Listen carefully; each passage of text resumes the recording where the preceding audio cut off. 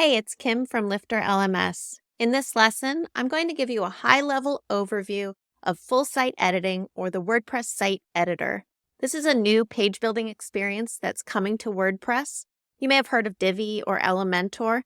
Think of the full site editor as WordPress's built-in page builder, native in WordPress, and actually pretty straightforward to use. Here's our demo site that we've been using for this course.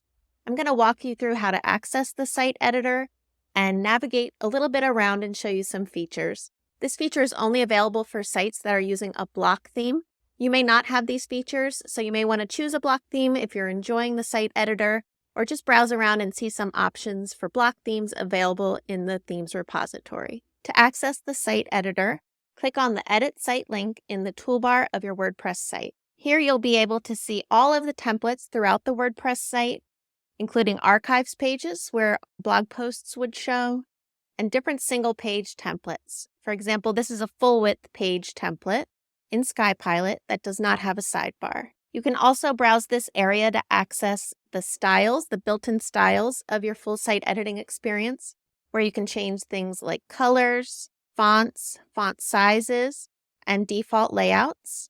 To bring back that sidebar, just click the W WordPress icon in the upper left. The last thing I want to show you is how to change the navigation menu in your site when you're using a block theme. I'm still in the site editor here, so under the design section, I'll click navigation and then edit. Here I can change the order of items already in the list by clicking on each one and using these arrows to move the item left and right. I can also add an additional item, like a blog post or page, for example, this tutorial that we made earlier, and move that up in the order. If I want to change the label of the item without changing the name of the page, I can just edit it right there and click Save.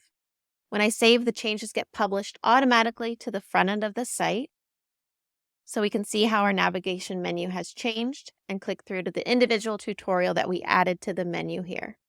That's the site editor for WordPress. It's available for sites that are using a block theme like SkyPilot, which we're using in this demo.